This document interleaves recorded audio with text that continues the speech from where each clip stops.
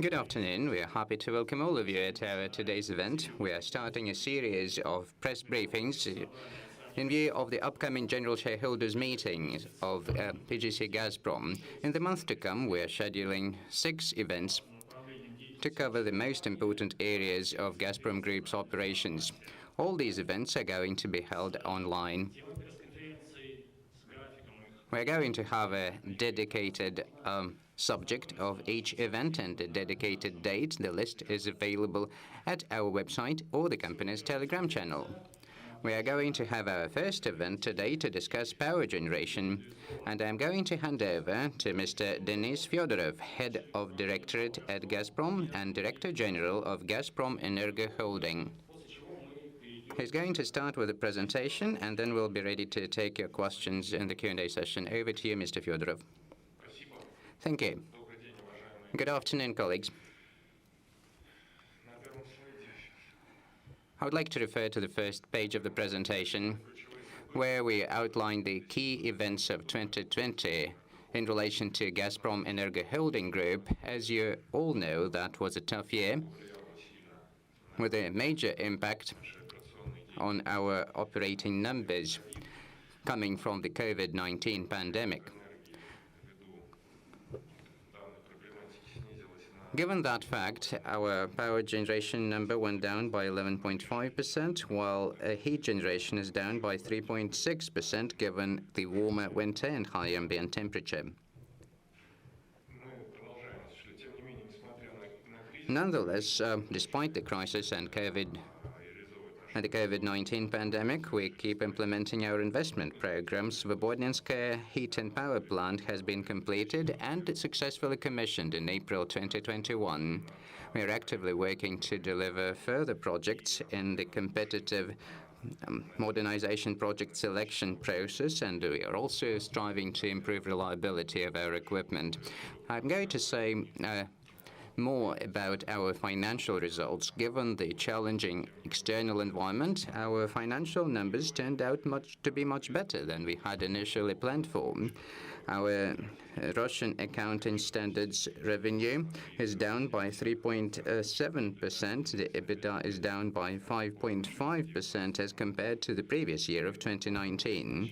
Nonetheless, we were still higher against our plan in the budget, despite the negative macro environment.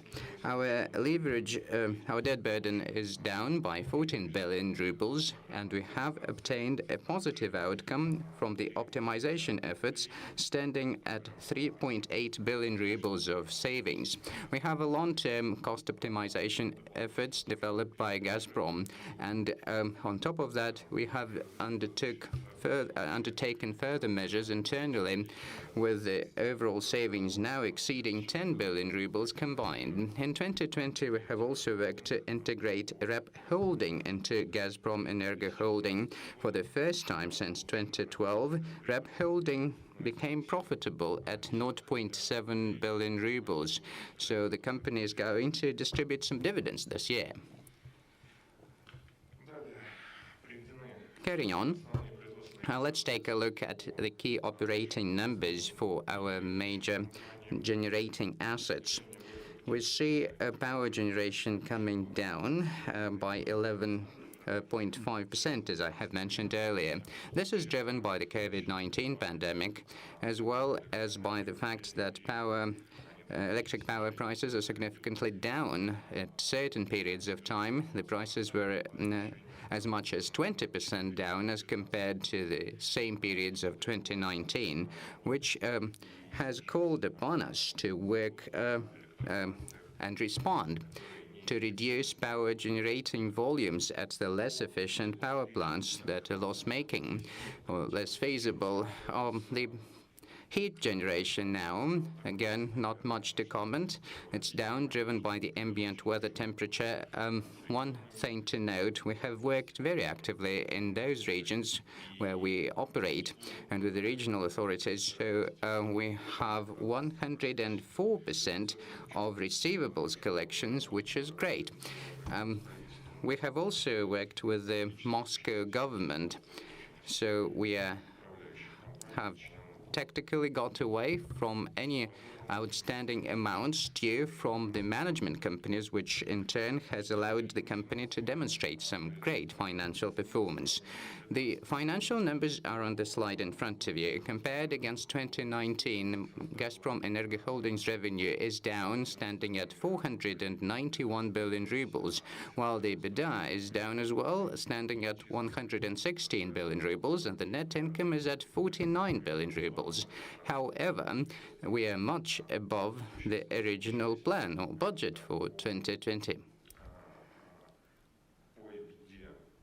On the EBITDA side, we are up as compared to the plan by 13.2%, while the net income is up by 48.5%.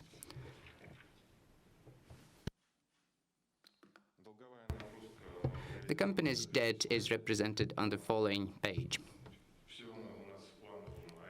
Again, everything is going to plan. We're deleveraging the company. The net debt to EBITDA at the end of 2020 stood at 0.9 times, which is less than 1 time EBITDA.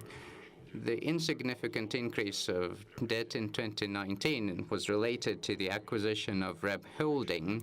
In a nutshell, Gazprom Energoholding enjoys a resilient financial position and great financial numbers, so we have a huge upside in terms of investment efforts. The following page explains our dividend. Gazprom Energoholding Group has been paying high dividend each year sustainably, so this year we're going to hit 50%. Actually, we did hit the 50% payout ratio in last year, and we're going to carry on into 2021 as well. For some companies, the dividend will be significantly higher than the 50% threshold. Colleagues, I have seen quite a lot of questions which you have submitted, and see many of them are related to our power generating assets, which are standalone companies. We run quarterly meetings with their management, so they are happy to meet the media and explain their situations. I understand we're talking about Gazprom Energoholding here. We cannot fully avoid questions dedicated to specific power generating companies, but again, we're looking into Gazprom Energoholding, and I would like to ask you to focus on Gazprom Energoholding. I cannot disclose the dividend for the company since the board of directors has not taken the decision as yet. I'm an insider in relation to Gazprom Energoholding, so I cannot disclose that number to you. Next page. As I have explained, we are very actively working to optimize the cost side of the company, and we have managed to reduce that line by nearly 4 billion rubles thanks to the cost optimization efforts, which is part of Gazprom Group, the holding company. We are also working towards environmental efficiency, like the share of coal and the fuel mix is coming down sustainably. Our emissions have been coming down again sustainably since 2007. So everything is going to plan in that regard. A few words about the company's strategic priorities. We keep working to implement PGC Gazprom's power generation strategy. Some adjustments are to be made, of course, given some new industrial assets have been included into Gazprom Energoholding Group. Now that we manage Gazprom Teplo Energo, we'll need some adjustments implemented in the strategy. But in 2021, we'll be working to develop the strategy and have it delivered before the end of the year. On top of that, we are getting involved in major Gazprom's projects. Just like I said, we have commissioned Svobodinskoye heat and power plant with 160 megawatt of power that was commissioned in April 2021 to feed the Amur gas processing plant. This power plant construction was fast-tracked within about 2 years, or slightly more than that. So it was built earlier than the Amur gas processing plant, and we're ready to supply industrial steam as well as electric power to that facility. We're also working on construction of Pančevo heat and power plant in Serbia, which is to be completed this year. I have seen the questions, and there is an abundance on the non-core assets. Well, unfortunately, we cannot disclose our negotiations that are ongoing given the non-disclosure agreement. We are decommissioning the less feasible facilities, so by 2021 about 2,000 megawatts to be decommissioned. We keep diversifying the business, developing machine building, service and repair assets as well. So, a few words then about Gazprom Energoholding industrial assets, with its main assets Gaz Energoservice, Rep Holding, and two main motorworks. These companies are pretty much fully involved with Gazprom's facilities, or towards Gazprom's facilities, with quite a lot of workload on them. Rep Holding got its first net income and also is paying the dividend this year for the first time at 50% net income. While the two other assets I've mentioned,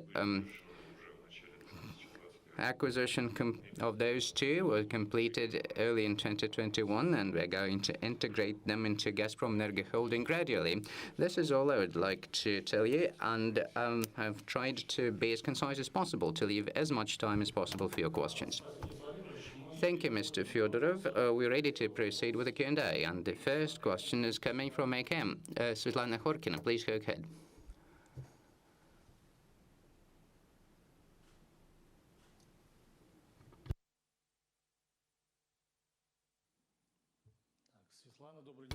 Svetlana, hello. You can go ahead with your question. Good afternoon. My apologies, I thought you'd read it out. I would like you to say a few words about the prospects of green power generation. Gazprom Energoholding includes a company called TGK1, which owns hydropower generating assets, which we keep developing. As you are aware, we have one competitive selection process for modernization efforts of a hydropower plant in Murmansk region. We're going to be involved in other projects too, but I cannot disclose them as yet. As you can see, the competition has become extremely tight in that market. Hence, all the properties, the parameters of new projects cannot be disclosed. There will be projects coming. They are definitely in the pipeline. We have some prospective developments, including early arrangements with our partners, and we'll be running those.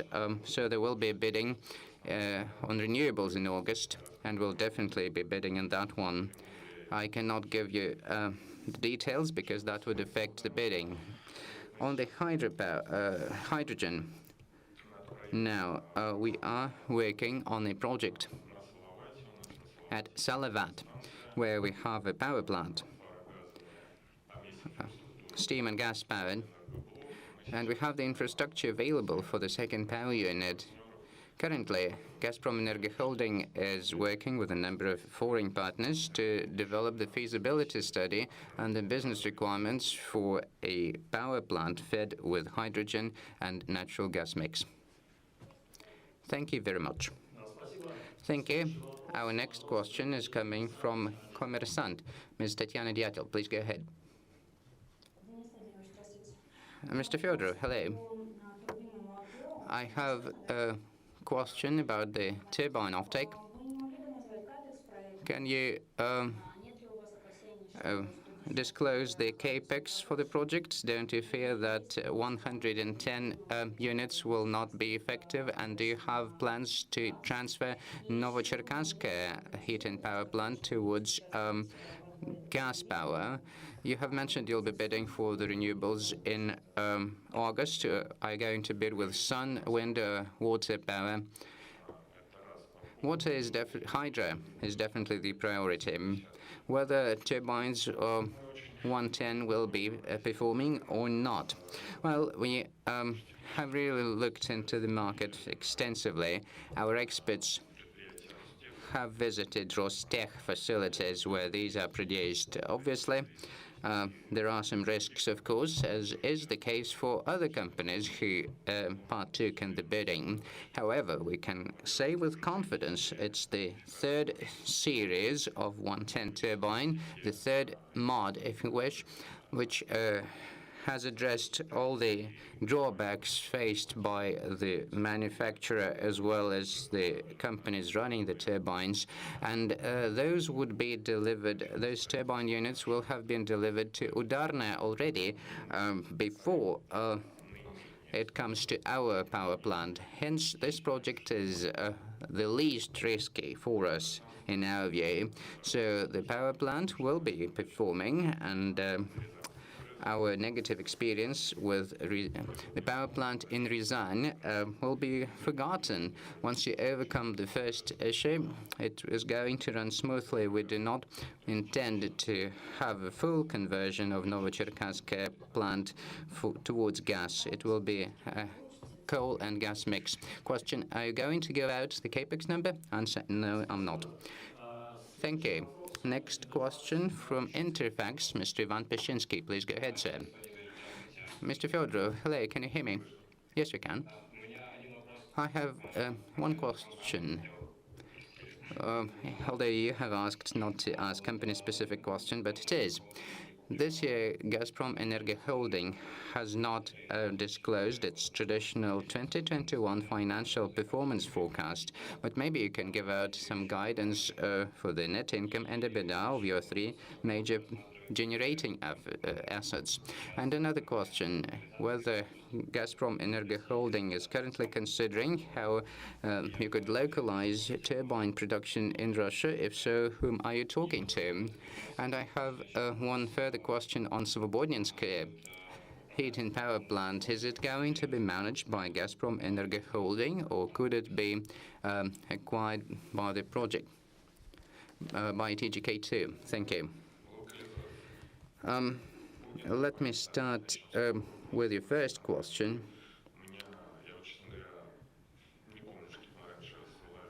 On the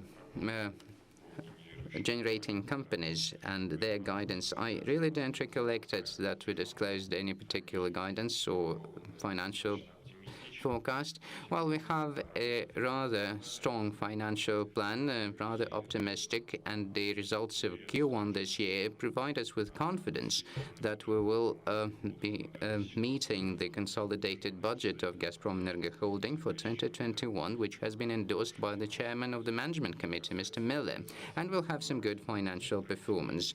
On the localization of turbine production, the bidding has finished. The projects have been selected on a competitive basis, and it's rather difficult to consider any major localization project for large capacity turbine today, although we are talking with Ensolide, with Siemens, to localize the high capacity turbine production.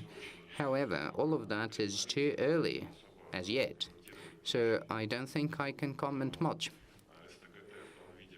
The buyout of STGT shareholding is not considered feasible at this point in time.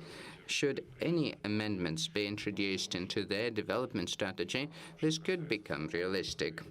Now, as to Svobodnenskoye heat and power plant, we're going to look at the situation as it develops. We wanted to deliver the power plant up front within the timeline planned. We have successfully delivered it because that's a hallmark project, not only domestically but also on the global scale. Obviously, we needed to have the power plant well in place ahead of the Amur GPP. Hence, all efforts were focused on implementing the project within the timeline and within the budget scheduled. So we have done so, and we'll sit down with Gazprom and talk about what to do next with it. I think I have addressed all of your questions, haven't I? Have your questions been answered? Yes, thank you. Thank you. And just a quick word, if I may. As to the financial performance, we run quarterly meetings of the management teams at the generating assets. They have very well qualified management teams. They're happy to disclose and explain everything. And frankly, I don't recollect ever circulating any guidance on the Gazprom Energoholding level with a breakdown for the generating assets. Mr. Mikhail Sharov from TASS, please go ahead, sir. Good afternoon, Mr. Fyodorov. Thank you for this opportunity to ask a question. I have two, frankly. My first question relates to extending your agreement with Rosseti to settle the receivables from republics in North Caucasus of Russia. Is there any progress, and is it feasible at all to extend the agreement? I understand opinions vary, and opinions vary, so I would like to hear yours.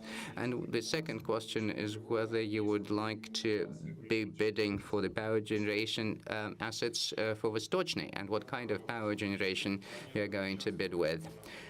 Let me start with the second question. We are planning to bid, but we need to get the terms first. Once the bidding has been announced, we'll be able to say definitively whether we are in or not. So far, we're working on that. My colleagues are prepping, and we do intend to bid. That's one thing. And your other question on the Northern Caucasus. Of all comments I hear in the media seem to present the agreement as if the generating company and Rosseti have signed like some sort of a paperwork, and it could be terminated or given up if you wish. No.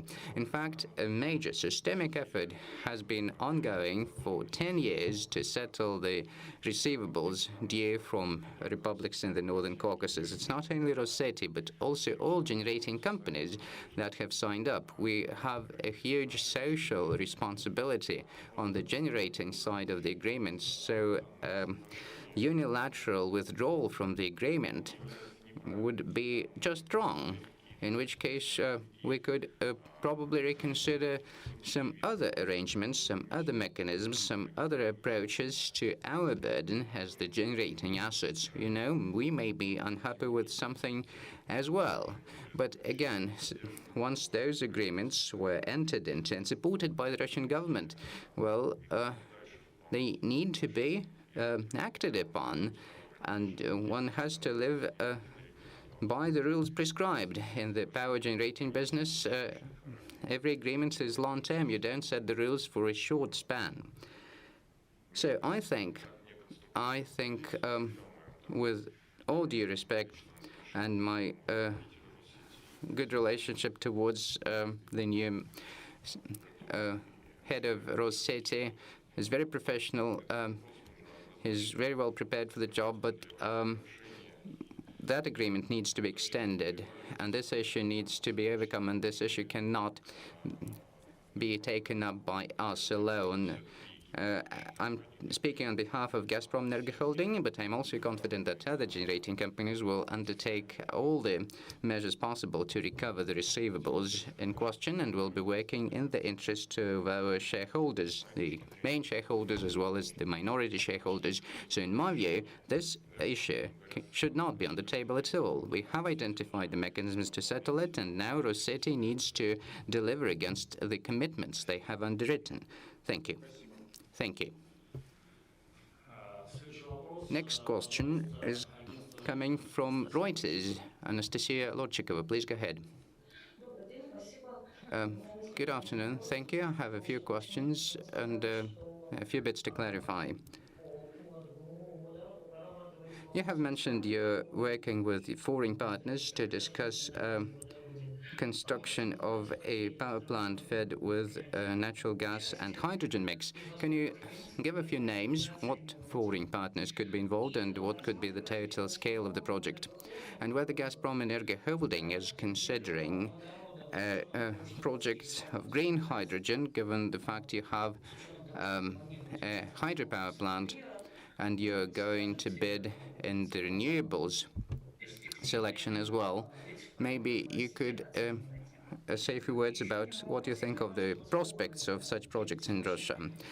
And one other question. I understand you're restricted by confidentiality agreements as regards certain assets, but you have mentioned there is interest towards Lukoil's assets.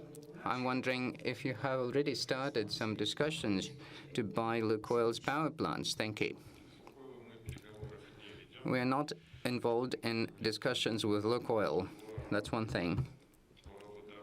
On hydrogen and the capex for the project, you see, we're talking about a power plant here, which was originally designed and built for 2 power units. We have all the infrastructure in place for 2 power units, which really streamlines the whole project, so that reduces the capex when one potentially builds like the second power unit in some form.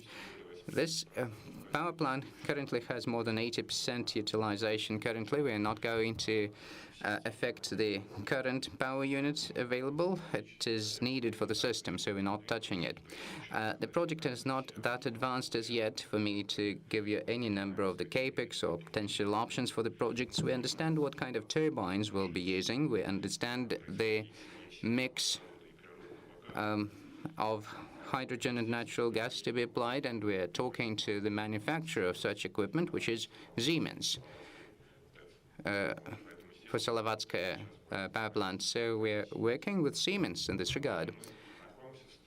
But again, it's not even feasibility study. It's not even pre-feed. That's some early work, which is going to tell us all the pros and cons and challenges which may arise when running the project, because there is very little experience available of such power plants in construction. And how about green hydrogen? Let me share my personal views. It's Mr. Aksutin, Mr. Oleg Aksutin, who is in charge of the hydrogen thing here at Gazprom. He's going to have a dedicated session here later on, and he'll be happy to share his views.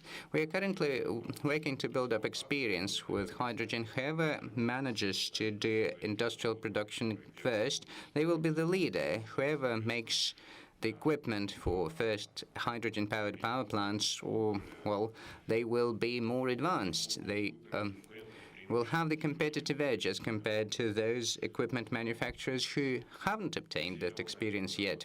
Whether it's amber, yellow, turquoise, green hydrogen, this doesn't really matter. We would like to gain experience with hydrogen in general without any further split, be it green, blue, or whatever. It's too early to have that breakdown as yet. Thank you.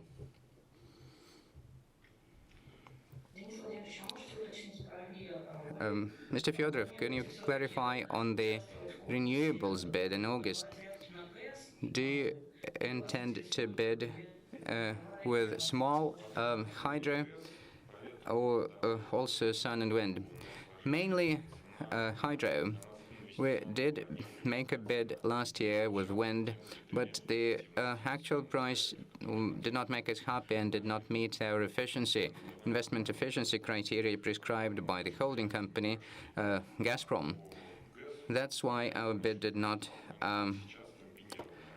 go through. We did have our bid selected for the hydropower. We do prioritize hydropower, although we work on those other two as well. Anastasia, have all your questions been answered? Yes, thank you. Now, Mr. Aksutin's session, mentioned by Mr. Fyodorov, is going to happen next Tuesday next week. Next question, in the meantime, Russia Today, Elizaveta Urnovitskaya, please go ahead. Good afternoon, Mr. Fyodorov. I have a question to you. Is there any timeline for the management committee and the board of directors to consider and endorse the development strategy covering the years up until 2035? And one other question, when could you potential, what are the terms or circumstances under which you could sell OGK2 from Mosenergo? We don't have the plan to divest from OGK2. That's our core asset, and you have seen the financial performance of all the companies. Just great across the board. They're financially resilient with less than 1 times EBITDA in terms of leverage at Gazprom Energoholding, so it doesn't make any sense to divest.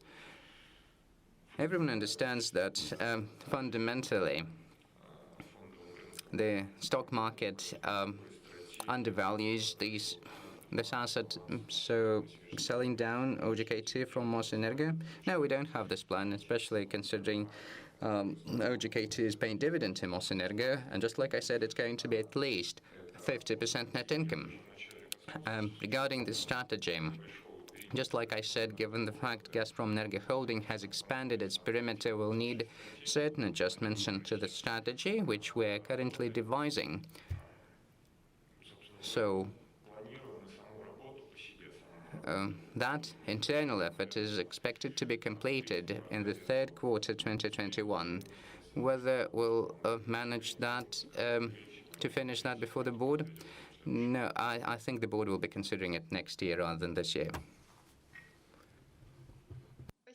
Thank you. Thank you. Our next question is coming from Mr. Denis Lebedev, Fontanka. Good afternoon. Please share some details about your modernization, about your own industrial production facilities and the modernization portfolio. Whether Russian producers are happy to meet the order book that you have. I understand you're asking about REP Holding. We have a three-year contract with BGC Gazprom. It does get adjusted from time to time, but basically, on the revenue side for REP Holding is going to be 20 to 25 billion rubles. For Tyumen motor works, again, we have long-term contracts as well as for GES. I can tell you that the volume of contracts from Gazprom exceeds the production capacities of those three assets. Some of those are performing with 3 shifts, which we have started as of recently, and nonetheless we don't manage to meet the growing demand of Gazprom. So those facilities are definitely to be upgraded. I think that would be my answer to your question. We only consolidate REP Holding as part of Gazprom Energoholding based on the results of 2020, while in 2021 or 2022 we'll see Tyumen Motors and Tyumen Gas GS will be consolidated as well. So we have the order book, and the most important thing now is to ensure we deliver systemically and ramp up the capacities, and the demand for their products is definitely there for decades to come. Can you give me the numbers? The numbers, what do you mean the numbers? The order book size. I can tell you this, REP Holding has the average revenue of 22 to 25 billion rubles. That's revenue per annum. It fluctuates, but not much, while their capacity to produce Ladiga compressor stations stands at 11 units per year. You're on mute, Denis. We can't hear. Question, the order book and the revenue, is that the same? For a machine building plant, that's pretty much the same. Denis, has your question been answered? Both yes and no. Okay, we can clarify that. Please submit your question in writing via our press office, and we're happy to disclose. It's not classified. Thank you. Colleagues, I'm looking at the WhatsApp chat and I see no further questions. So, oh, there is, from Tatiana Dyatel. Tatiana, you seem to have another question. Please go ahead. Denis, you have mentioned that you have identified a solution for Northern Caucasus. Can you specify? I referred to exactly that agreement signed about a year ago. So we believe it must remain in place further on.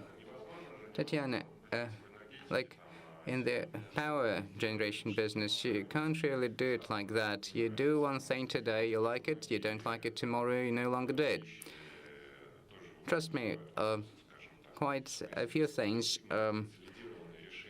have me asking questions, let me put it this way, but once a consolidated resolution of all the market, of all the industry has been achieved in the broadest sense, then those agreements need to be complied with.